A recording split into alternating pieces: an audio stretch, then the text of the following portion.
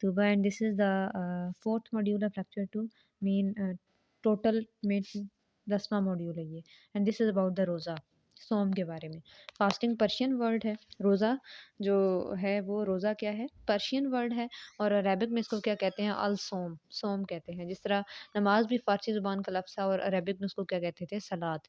Little meaning of which to stop, और रोज़े का जो लफ्ज़ी मतलब है वो क्या है, टू स्टॉप, रुक जाना.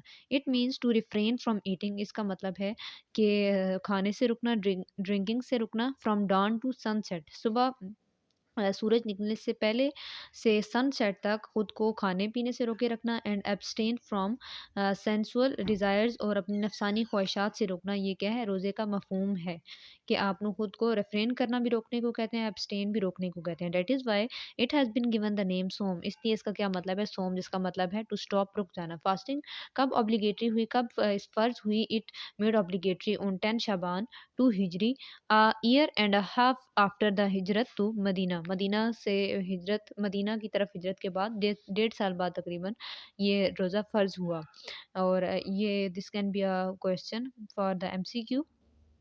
So, fasting is the third fundamental pillar of Islam.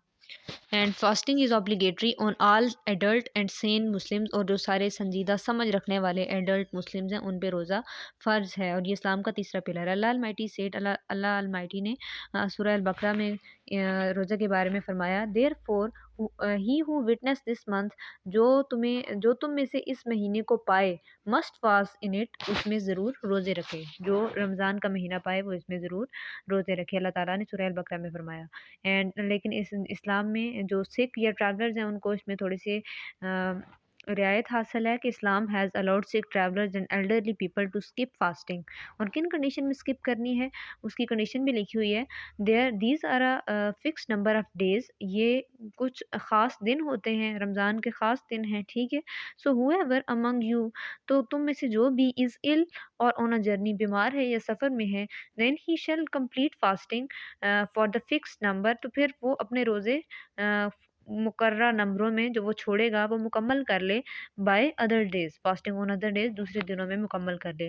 But those who are not able to fast, लेकिन वो जो बिल्कुल रोज़ा रखने के काबिल ही नहीं है, जिनको ऐसी बीमारी है कि रोज़ा नहीं रख सकते, it is obligatory on them, उन पे फ़र्ज़ है टू प्रोवाइड फूड, के वो खाना खिलाएँ for the needy person in lieu of that, इसकी कंपनसेशन में, ठीक है, लाइव ऑफ डेट, इसकी कंपनसेशन में वो क्या है, खाना खिलाएं. But whoever does greater good seeking player, लेकिन जो तुम में से खैर का तलबगार है, that is better for him, वो इसके लिए बेहतर है. जो तुम में से खैर चाहता है तो वो इसके लिए ज़्यादा बेहतर है. And your fasting is better for you, और तुम्हारा रोज़ा रखना तुम्हारे लिए बेहतर है, इफ़ यू अंडरस्टैंड, अगर तुम समझो. नेक्स्ट इज़ द, इसका जो पर्पज़ ऑफ फास्टिंग क्या है, it is to inculcate piety in man, कि इंसान में ये नेकी को पैदा करती है, अच्छाई पैदा करती है.